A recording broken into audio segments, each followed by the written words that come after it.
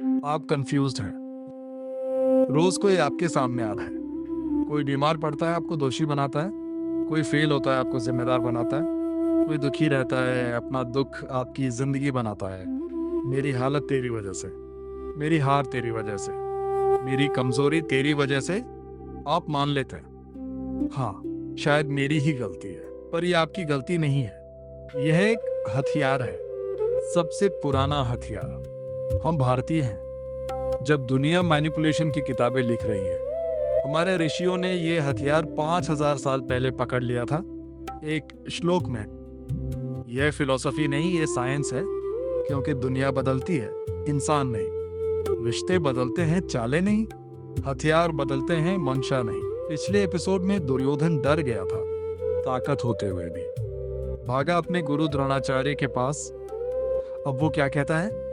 एक वाक्य, सिर्फ एक, पर इसमें थ्रेट है, गिल्ट है, लॉयल्टी टेस्ट है, सब कुछ इनोसेंट ऑब्जर्वेशन की शेप में। अब मैं ये तीर खोल दूंगा ताकि अगली बार जब कोई आप पर चलाए, आप पकड़ लें।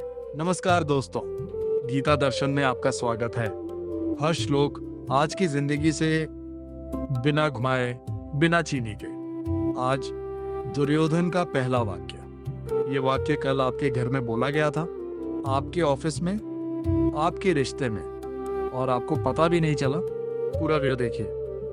अंत में 3 साइंस पर आए जिनसे आप पहचान सकेंगे आपकी जिंदगी में कौन दुर्योधन है। भगवत गीता अध्याय 1 श्लोक 3। दुर्योधन उवाच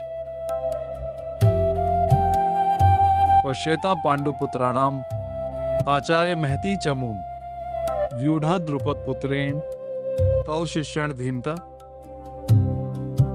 अब समझिए यह श्लोक क्या कह रहा है। पिछले श्लोक में संजय ने बताया था दुर्योधन पांडवों की सेना देखकर डर गया और भागा अपने गुरु द्रोणाचार्य के पास।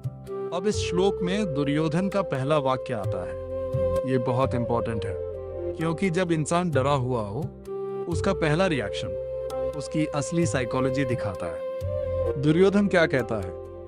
वो कहता है, हे आचार्य, देखिए पांडवों की यह विशाल सेना ये व्यू में खड़ी है।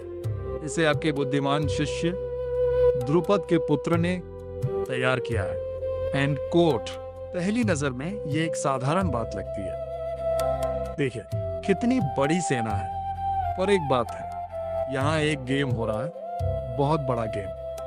दुर्योधन ने एक नाम लिया, द्रुपद के पुत्र, यानी धृष्टद्युम्न। अब सुनिए, धृष्टद्युम्न कौन है? राजा द्रुपद का बेटा।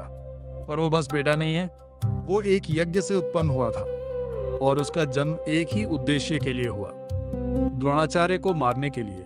यानी दुर्योधन अपने गुरु से कह रहा है, देखिए गुरुजी, जो आदमी आपको मारने के लिए पैदा हुआ है वो खुद पांडवों की सेना का सेनापति है और वो आपका शिष्य भी है। End coat.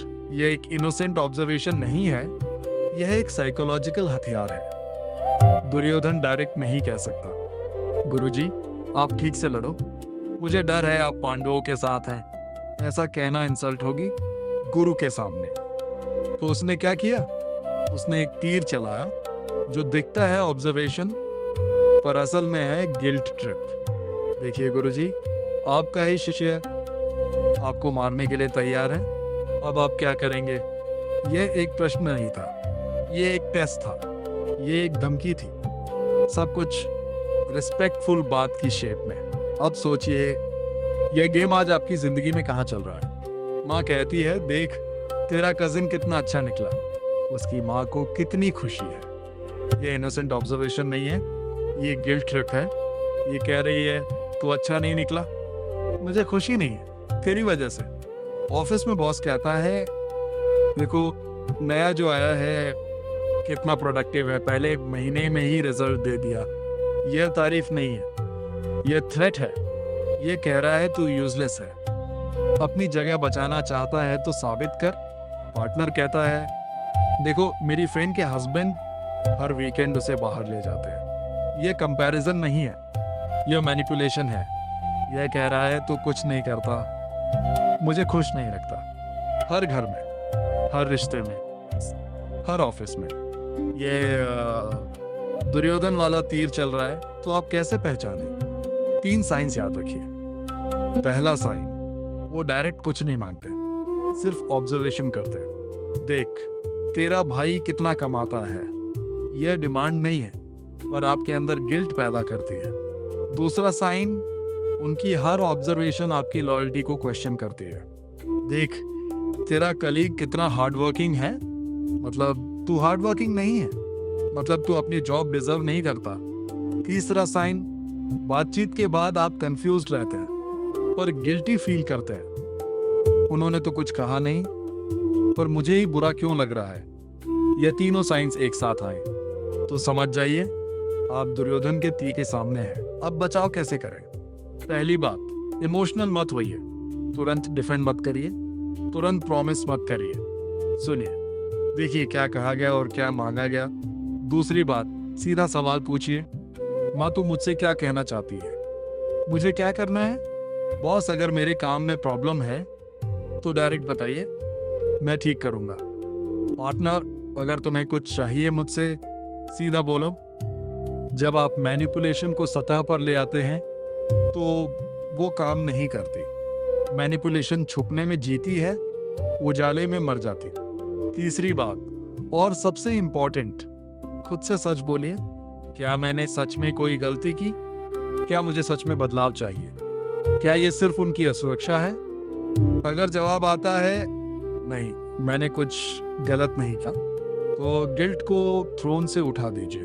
दोस्त, गीता हमें यह नहीं सिखाती कि लोगों को बदल दो, यह सिखाती है खुद को बेहोश मत बनाओ। दुर्योधन का तीर तब काम करता है जब आप उसे पहचान नहीं पाते, पहचान लिया तो तीर खुद जमीन पर गिर जाता है। अगले एपिसोड में हम देखेंगे द्रोणाचार्य ने क्या जवाब दिया और दुर्योधन ने फिर क्या किया। एक लंबी लंबी लंबी लिस्ट जो उसके अंदर के डर का सबसे बड़ा प्रमाण है। अगर आज एक भी बात आपके दिल को छू गई, 2 काम कीजिए। पहला, सब्सक्राइब करें, हर रविवार सुबह नया एपिसोड।